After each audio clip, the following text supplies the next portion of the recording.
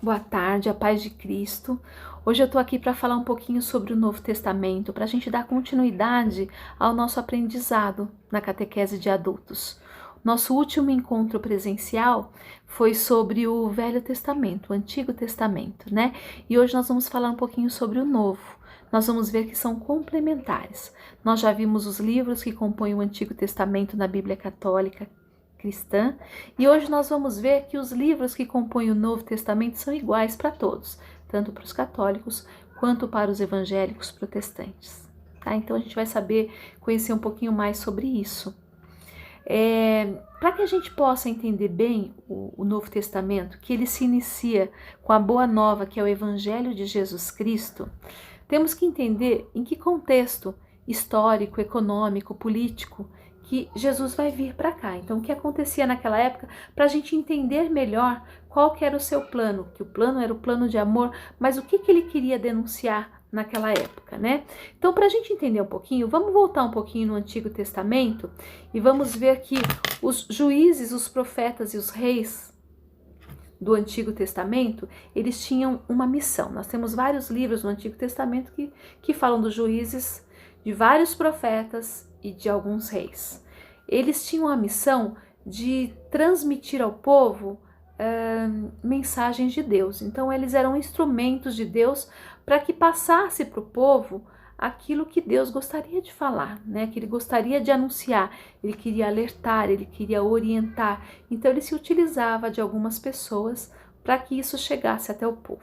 Isso vai ser bem claro quando a gente fizer agora esse comparativo do Antigo e Novo Testamento e algumas passagens que foram selecionadas, e vocês vão ver que no Novo já existe uma profecia. E essa profecia no Antigo já existe uma profecia.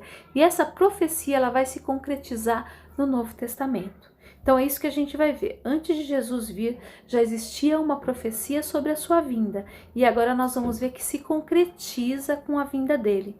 Então vamos pegar aqui, por exemplo, o livro dos Salmos, no capítulo 40, versículo 10. Fala o seguinte: até o próprio amigo em que ele confiava, que partia do seu pão, levantou contra ele o seu calcanhar. Então aqui a gente nota que está falando de Judas. Naquela época não sabia quem que seria esse amigo que parte o pão e vai me trair. Quem será? Mas se concretiza no Novo Testamento. Então prova que a palavra é verdadeira. É a palavra de Deus sempre, que a Bíblia é a palavra de Deus, né? E aí no Novo Testamento, no Evangelho de São João, não digo isso de vós todos, conheço os que eu escolhi, mas é preciso que se cumpra essa palavra da Escritura. Aquele que come o pão comigo levantou contra mim o seu calcanhar. Então, o próprio Cristo fala, é preciso que se cumpra. Então, Jesus Cristo vai trair Jesus, aquele mesmo que partia o pão junto com ele, que sentava à mesa com ele, vai ser que vai entregá-lo, né, nas mãos dos sacerdotes, e ele será crucificado. Depois vamos pegar uma outra passagem de Zacarias, capítulo 11, versículo 12. Diz o seguinte: eu disse-lhes, dai-me o meu salário, se o julgais bem ou retende-o. Eles pagaram-me apenas 30 moedas de prata pelo meu salário. Vamos ver onde se concretiza nesse Novo Testamento? O Evangelho de São Mateus. Judas, o traidor, vendo-o então condenado, tomando de remorsos, foi devolver aos príncipes dos sacerdotes e aos anciãos as 30 moedas de prata, dizendo-lhes, pequei entregando o sangue de um justo. Depois a gente pega uma última passagem, o Salmo 68, versículo 22, em que diz, puseram fel no meu alimento, na minha sede deram-me vinagre para beber. Então isso daqui já era anunciado no Antigo Testamento e ele se concretiza no Novo. Evangelho de São João. Havia ali um vaso cheio de vinagre. Os soldados encheram de vinagre uma esponja e, fixando-a numa vara de sopo, chegaram-lhe à boca. Aí você pode perguntar, mas se está tão evidente, se o Antigo Testamento ele tinha essas profecias, e essas profecias se concretizam no Novo Testamento, por que os judeus não acreditam que Jesus é o Filho de Deus? Se é tão evidente? Por causa de uma mentira. Vocês sabem que na ressurreição de Cristo aconteceu um grande estrondo. A pedra rolou, os guardas ficaram brancos porque eles viram anjos ali, né? Anjos próximos ao túmulo. Ele viu que Jesus Cristo foi ressuscitado. Eles ficaram assustados. O que eles fizeram? Eles saíram correndo para contar para o chefe dos sacerdotes, né? Aqueles que tinham matado Jesus. Eles, os sacerdotes, tomados daquele impacto, daquela história, pensaram, pera um pouco, a gente não pode ser, se eles vão ficar sabendo que a gente matou o Filho de Deus, não, isso aí deve ser uma história, é o seguinte, vamos juntar tudo que a gente tem de recurso, vamos entregar esse dinheiro para esses soldados e pedir para que eles contem uma história mentirosa. Isso é bíblico, tá? Tá anunciado no Evangelho, então a gente tem essa passagem bíblica no Evangelho. Então eles entregaram uma grande quantia para que os soldados que presenciaram a ressurreição de Cristo mentissem para todos os judeus. Isso foi feito. Então o que eles falaram? Olha, vocês vão contar o seguinte, vocês vão falar que vieram aqui, aqueles seguidores deles, aqueles que se dizem discípulos deles, que vieram aqui e roubaram o corpo. E é isso que foi anunciado, e até hoje é essa história que os judeus acreditam, né? Embora tenhamos tantas evidências, muitos ainda não creem. Pois bem, aí nós vimos que então os profetas, eles anunciaram tudo isso que vai ser concretizado no Novo Testamento, mas para que a gente entenda um pouquinho quais eram essas leis que Jesus veio muitas vezes denunciar, porque havia um exagero, né, por parte dos sumos sacerdotes, dos doutores da lei, em aplicar no povo fardos muito pesados e tirar os fardos das suas costas, né? E colocar somente no povo. É isso que Deus vai denunciar. Então nós vamos conhecer um pouquinho das leis judaicas daquela época. Por exemplo, a circuncisão. Olha, no 215, circuncidar o filho no 8º dia, cortará a carne do seu prepúcio. Jesus Cristo foi circuncidado, ele cumpriu a lei. Ele foi circuncidado. Só que ele vem para mostrar que para você ser o filho de Deus, não seria mais necessário que essa lei fosse concretizada dessa forma. Para você ser filho de Deus, ele dá uma boa nova. Ele dá uma mensagem diferente agora. E o que ele faz para mostrar essa mensagem? Ele vai ser batizado. Ele vai dizer que aquele que for batizado em nome do Pai, do Filho e do Espírito Santo, será lavado dos seus pecados, se tornará a partir daí filho de Deus. E é isso que a gente vai fazer a partir de agora, né? Então, ele vai interpretar de uma forma diferente as leis. E algumas leis ele vai deixar cair por terra, porque elas não faziam sentido, né? Tinha umas proibições naquela época também, por exemplo, fazer qualquer marca sobre o seu corpo. Era proibido. Por exemplo, uma tatuagem que é muito comum hoje nos nossos tempos, naquela época ela foi proibido. Cortar a barba. Por que os judeus mantêm aquela barba tão comprida? Porque era proibido o corte da barba. Fixar-se na terra do Egito era proibido. Você imagina se Jesus, sendo judeu, Maria e José, tendo sabido pelo anjo que Herodes ia mandar matar todas as crianças, e fala para José e Maria com um bebezinho no colo, olha, foge para o Egito porque Herodes vai mandar matar todas as crianças, porque ele descobriu que nasceu um rei. Então ele vai matar, porque ele não sabe onde está. E aí você imagina só se ele segue essa lei judaica. Não poderia ir para a terra do Egito. Mas Deus é que tem a palavra. Então Deus fala, foge para o Egito. E eles vão morar longos anos lá no Egito, né, até que Herodes morra. Então essa lei não funcionaria, né? Você vê que seria contraditória. Aí depois a gente tem uma outra lei de proibição, que não poderia comer espigas frescas do grão. Você pega uma espiga de milho, não poderia sacar essa espiga no dia de sábado, porque o sábado é o Shabá, você não pode fazer nada, é o dia do Senhor. Segundo, não poderia comer ela fresca. E a gente tem uma passagem no Novo Testamento, justamente, que Jesus está passando com seus discípulos, eles estão com fome, ele vai pegar essas espigas frescas no dia de sábado e vai comer ela fresca. Olha quantas leis ele estaria, no caso ali, abolindo, né? Por isso que ele foi tão perseguido, por conta de coisas pequenas. Na verdade, ele vai dizer que a lei, o que vale mesmo é aquilo que está no seu coração, né? Não que entra pela sua boca, mas aquilo que sai do seu coração. Aí depois tem sobre a observância religiosa, que os animais sacrificados, eles deveriam ser imaculados. Então tinha que entregar o que tinha de melhor. Então, se você fosse sacrificar um animal para Deus, você tinha que entregar aquilo que você tinha de melhor. Por isso que Jesus Cristo vai ser sacrificado por nós, porque ele é o Filho de Deus. Não há quem seja melhor, mais imaculado do que o nosso Jesus. Então, é entregue um animal puro. Então, Jesus vai ser sacrificado por nós, porque ele é o puro, é o Filho de Deus. Ninguém poderia ser melhor do que ele. Então, naquela época, os animais que eram sacrificados, eles também tinham que ser os melhores, não poderiam ter defeitos, não podia ter nenhuma mancha, né? Tinha que ser o melhor animal. Que a gente tem outros, não poderia, por exemplo, consumir animais que eram encontrados mortos, já estavam abatidos, era proibido, né?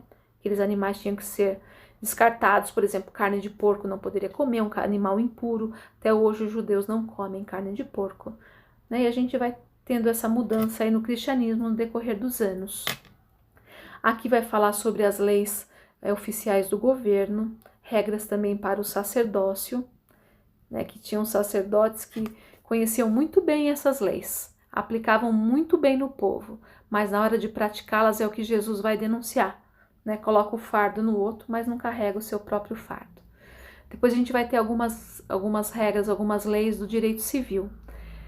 Por exemplo, os débitos poderiam ser perdoados no 7º ano. Então já pensou se fosse isso hoje em dia? A pessoa acha que caduca hoje em dia, né? As nossas leis são parecidas. Não, não caduca não, seu débito vai continuar para sempre. Mas naquela época sim. Depois de 7 anos, ele devia ser perdoados, né? Posses perdidas, uma vez que encontradas, elas deveriam ser devolvidas ao proprietário. Você vê que tem coisas que são similares hoje em dia na nossa lei civil. Tem muita coisa que a gente pegou. Na verdade, essas leis, elas foram baseadas tomando a primeira lei. Qual que era a primeira lei? Os 10 mandamentos da lei de Deus. A partir daí foi criada essa segunda lei, que está no livro do Deuteronômio, que foi esmiuçada e se tornou um monte de novas leis, né? É que algumas, elas foram perdendo o sentido, porque com o endurecimento do coração, o homem tomou essas leis para benefício próprio, e não para benefício de honra a Deus ou de benefício do seu próximo, né? Por isso que foi desvirtuada. Então as posses deveriam ser devolvidas para o proprietário. Não poderia mistura de povos, né? Então judeu só poderia casar com judeu, não poderia casar com, por exemplo, uma samaritana, não poderia jamais se misturar, porque fazia parte de um outro povo. Egípcio era um outro povo, não poderia misturar. Cada um tinha que casar com o seu povo, né? A cobrança de juros seria proibida, exceto para os estrangeiros. Então, se você não faz parte da minha comunidade, eu posso cobrar juros. Se eu estou te emprestando alguma coisa, sim. Mas se você faz parte do meu povo, não é correto eu querer ganhar alguma coisa em cima de vocês, né?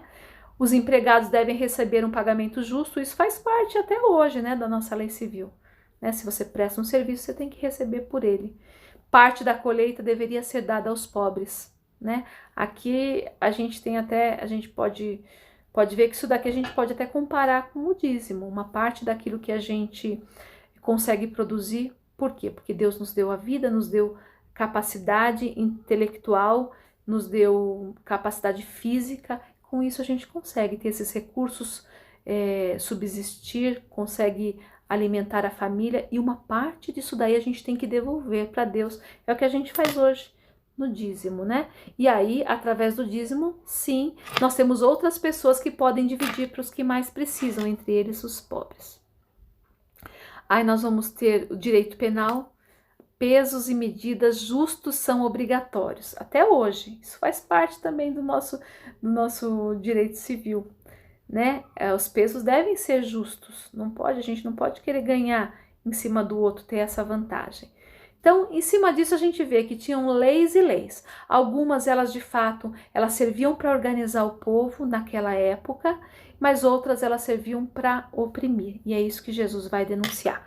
Então, vamos ver como que era dividido o território de Israel naquela época, que Jesus, 64 anos antes de Cristo, e que vai permanecer até a vinda de Jesus Cristo. Então nós vamos ter aqui, vocês viram que lá embaixo a gente vai ter Jerusalém, que é a grande capital. Ali também a gente vai ter, quando Jesus Jesus vai estar no meio de nós, ali a gente vai ter o templo, o grande templo. Então, ali eram oferecidos os sacrifícios a Deus, ali os judeus deveriam vir uma vez por ano em ocasião da Páscoa. Então, ali era o grande centro econômico também. Então, a parte da Judéia, a gente vai verificar que era o lugar mais nobre. Então, era o lugar onde estavam os sumos sacerdotes, era onde tinha o templo. Então, era o lugar mais nobre daquela região. A Samaria era um lugar descartado. Por que a Samaria? Porque os samaritanos, eles eram judeus que foram misturados, foram povos misturados com a invasão da Babilônia. Então, eles se misturaram. Como eles estavam distantes de Jerusalém, eles resolveram construir um templo pagão para eles. Então, para que não precisasse deslocar para lá, eles construíram um novo templo. Então, eles tinham leis misturadas. Então, para os judeus, era visto com maus olhos. Os samaritanos não prestavam. A gente vai ver que depois Jesus vai conversar com uma samaritana. Como pode você, um judeu, falando com uma samaritana, né? E depois nós vamos ter lá em cima, vocês vão ver, a Galileia, que é onde Jesus Cristo vai nascer. Mas Galileia era um lugar, tinha judeus, os judeus ficavam lá, eram fiéis, fervorosos, mas era um lugar esquecido. Tanto que a gente vai ver aqui no Evangelho de São João, ó, capítulo 43, na verdade ele vai estar entre os capítulos 43 e 46. Como pode vir algo bom de Nazaré? Pensa, Nazaré é aquela cidadezinha pequenininha lá na Galileia, aquele lugar esquecido. Sério, não, se for nascer um filho de Deus, ele vai nascer na Judéia, vai nascer em Jerusalém, não na Galileia, em Nazaré, né? Aquele lugarzinho que é esquecido. Pois bem, é nesse cenário que a gente vai receber Jesus Cristo no meio de nós. Então agora nós vamos começar o Novo Testamento. Então vamos entender um pouquinho melhor sobre o Novo Testamento, né? São 27 livros, eles foram todos escritos em grego, e nós temos 4 evangelistas que escreveram sobre o Evangelho. O Evangelho é Boa Nova de Jesus Cristo. Nós temos Mateus, Marcos e Lucas que vão escrever sobre a mesma ótica, na mesma visão. É muito similar, é muito parecido a forma como eles descrevem os acontecimentos e essa Boa Nova. Por isso que é chamado sinótico. Então eles vão descrever desde a genealogia de Jesus, a anunciação, os seus milagres, a sua morte. Então eles vão escrever de uma forma muito parecida todos esses acontecimentos. E em último caso nós temos o último evangelho de João, que ele vai discorrer a vida de Jesus de uma ótica diferente, de uma ótica de quem está vendo alguém que é divino, não tão humano como os outros evangelhos retratam esses acontecimentos humanos, mas na ótica de João é retratando ele já como o Filho de Deus, como Deus. Então é de uma ótica diferente. Eles são complementares, são lindos, você pode ler porque eles se complementam. Por que Jesus veio para explicar a lei? Porque a lei ela era interpretada de forma errônea, de forma que os poderosos eles tinham vantagem sobre ela, eles conseguiam manipular o povo era explorado também através das leis, eles pagavam impostos altíssimos. Jesus vem para mostrar uma nova lei, que é a lei do amor, tá? Então ele vem aqui para transformar esse mundo que estava vivendo oprimido, com distinção de pessoas e com fardos muito, muito pesados nas costas daqueles mais fracos. Então ele vem aqui para mostrar, para abrir os olhos, para que a gente pudesse ver o que estava errado e o que era certo. Então ele vem para mostrar essa nova realidade, esse novo anúncio, essa boa nova. Evangelho significa boa nova, um novo anúncio de algo novo que está prestes a acontecer. E como que ele é constituído? Nós temos vários livros, né? Primeiro nós temos os evangelhos sinóticos, Mateus, Marcos e Lucas, e depois a gente tem o Evangelho de São João, um pouquinho diferente dos demais, mais complementares. Depois nós vamos ter o livro histórico, que é os Atos dos Apóstolos. Então a gente vai ver a história das primeiras comunidades cristãs e como o Espírito de Deus, o Espírito Santo, ele vai agir nessas comunidades. Então aqui a gente vai ver a formação das primeiras comunidades e qual que é a importância delas na disseminação do cristianismo. Depois nós vamos ter as cartas, as epístolas, são cartas direcionadas às primeiras comunidades. Então essas comunidades cristãs que foram sendo montadas em várias regiões, elas precisavam de orientação, de repreensão, para que seguissem o caminho certo. Então nós vamos ter como que sacerdotes que vão enviar essas cartas orientando e conduzindo esse povo no caminho certo cristão.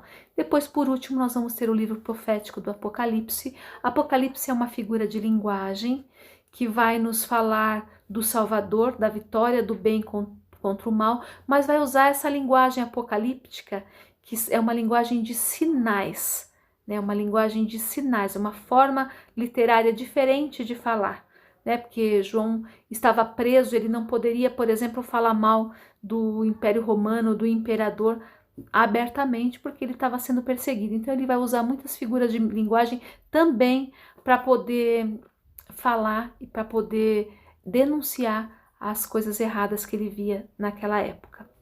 Pois bem, agora então nós vamos esmiuçar um pouquinho. Então a gente sabe que o Novo Testamento ele vai se iniciar com a Anunciação. O anjo Gabriel aparece à Virgem Maria e ela aceita esse convite de gerar a mãe do Salvador, né? Depois ele vai aparecer em sonho para José. José vai aceitar também essa missão, acolhe sua esposa, mas nada vai ser fácil na vida deles, né? Eles vão ter que fazer um recenseamento. Maria já está com uma barriga muito grande e eles vão ter que sofrer, para ir até lá com esse burrinho até Belém, porque Deus já tinha um plano para Jesus, ele deveria nascer em Belém. Isso já foi anunciado também no Antigo Testamento. Então Jesus nasceria em Belém. E lá Maria vai dar à luz, não tem lugar na hospedaria. Eles tinham recursos. José trabalhava, ele tinha recurso, ele é um homem de bem. Ela provavelmente já tinha feito o enxovalzinho do seu filho, mas as coisas não foram simples. Eles foram levados para outro caminho para que Jesus nascesse na maior simplicidade do mundo, que vai ser numa estrebaria, em meio aos animais. Então ele vai nascer nessa simplicidade. Então aí a gente tem a Anunciação, nós temos o nascimento de Jesus.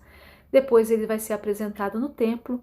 Só que em sonho, Deus anuncia para José e Maria, para José, que o menino vai ser perseguido e que Herodes vai mandar matar todas as crianças daquela região. Então, Jesus vai ter que ser levado para outra região para que a sua vida seja preservada. Então Deus pede para que eles fujam para o Egito. É isso que vai acontecer. José e Maria vão fugir para o Egito e lá vão ficar uma parte da infância até que Herodes morra. Quando Herodes morre, eles não têm mais risco, aí eles vão voltar para sua casa em Nazaré.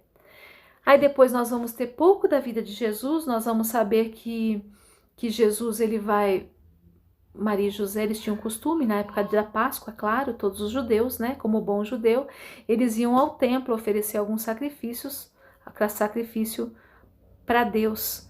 E naquela ocasião, Jesus já estava com 12, 13 anos, ele já poderia iniciar a sua catequese. Então ele estava entre os doutores da lei, e como era uma caravana muito grande, José e Maria estavam voltando para casa, observam que Jesus não está.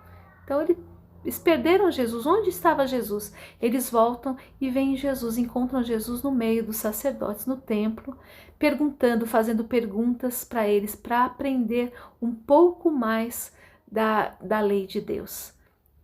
E aí, a partir daí, a gente vai ter um esquecimento, né, da vida de Jesus, e a gente vai retornar com o seu batismo. Jesus, ele vai começar a anunciar o seu evangelho com a sua vida, e para esse início, ele escolhe ser batizado pelo seu primo João Batista, e ele deixa esse grande presente para a gente, né? Para que através do batismo, não mais a circuncisão, a gente se torne filho de Deus e todos os pecados sejam perdoados.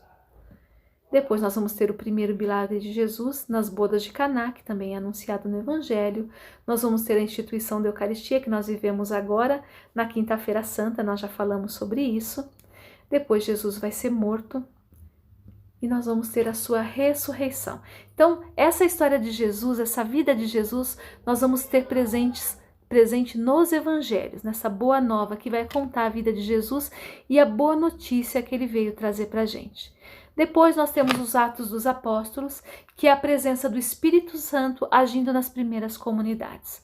Nós vamos ter primeiramente um cristão que vai ser sacrificado, Por quê? Porque só pelo fato de ser cristão, ele vai ser apedrejado. E nós vamos ter uma outra figura muito importante que vai presenciar isso. Então, Estevão vai ser o primeiro cristão a ser morto. Então, ele vai ser martirizado. E quem vai estar perto? Um soldado romano chamado Saulo. Saulo vai se tornar Paulo. Então, Saulo observa, olha o que está acontecendo e nada faz. Na verdade, ele era favorável a isso, né? Que ele achava que era um bando de baderneiros querendo mudar tudo. Ele não entendia. Até que ele vai cair do cavalo, vai perder a sua visão, e aí ele vai enxergar Jesus Cristo ressuscitado. A partir daí, ele vai começar a ser um pregador de Jesus Cristo, ele vai ser um propagador da sua palavra.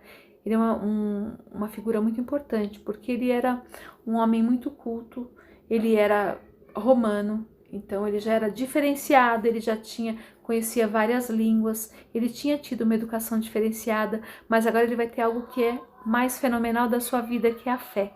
Então, ele associando tudo isso, ele vai conseguir disseminar com muito mais vigor e propriedade o cristianismo, e ele vai ser um grande pregador. Vão ser constituídas as primeiras comunidades cristãs escondidas, porque eles vão ser perseguidos nesse primeiro momento. Mas o Espírito Santo de Deus está sobre eles. E é isso que vai fazer com que essas comunidades continuem, se fortaleçam e disseminem o cristianismo pelo mundo. Nós vamos ter depois as cartas apostólicas. Então, Paulo depois vai ser um grande propagador do Evangelho de Jesus Cristo. Ele que vai orientar muitas comunidades cristãs, ele viaja pelo mundo inteiro e ele orienta. Então nós vamos ter as suas cartas em que ele conduz o povo falando de Jesus Cristo, ensinando o povo a ser como Jesus Cristo foi e também recriminando quando ele vê que alguma atitude não está correta. Isso nós vamos ver bastante presente nas cartas apostólicas. Além das cartas apostólicas, nós temos também além das cartas apostólicas, nós temos também as cartas de outros apóstolos de Jesus Cristo também, que orientavam outras comunidades cristãs. E por último, nós vamos ter o livro do Apocalipse, que, como eu falei para vocês, é um livro cheio de figura de linguagem. É um livro muito rico, mas tem que ser sabido ler, senão você vai interpretar de forma errada. Por exemplo, quando se fala da besta, nossa, essa besta, quem é a besta? A besta nada mais é do que um imperador romano. Então, uma figura de linguagem para denunciar abusos, denunciar erros daquela época. E atrás disso nós temos também muita revelação. Por exemplo, a vitória do bem contra o mal. Então, tem que ser um livro que tem que ser lido com bastante cautela e bastante fé e conhecimento também da palavra. Então, depois nós vamos ter um encontro que nós vamos falar exclusivamente de Apocalipse. Então, eu espero que vocês tenham aprendido um pouquinho mais do Novo Testamento, que é riquíssimo, que é a concretização daquilo que foi anunciado no Antigo. O Antigo e o Novo se completam, então todos são importantes. Com base nisso, a gente pede para que vocês tenham sempre a Sagrada Escritura. Ela completa, os 73 livros sagrados. Eles são livros sagrados porque eles são inspirados. Então, eles são livros considerados canônicos, que são inspirados por Deus. Os apócrifos são livros que não são inspirados por Deus. Esses 73 que foram juntados na Bíblia Sagrada são livros canônicos, porque eles têm a inspiração divina. Desejo para vocês todos um bom aprendizado e logo mais a gente vai estar junto no próximo encontro. Grande abraço, fiquem com Deus.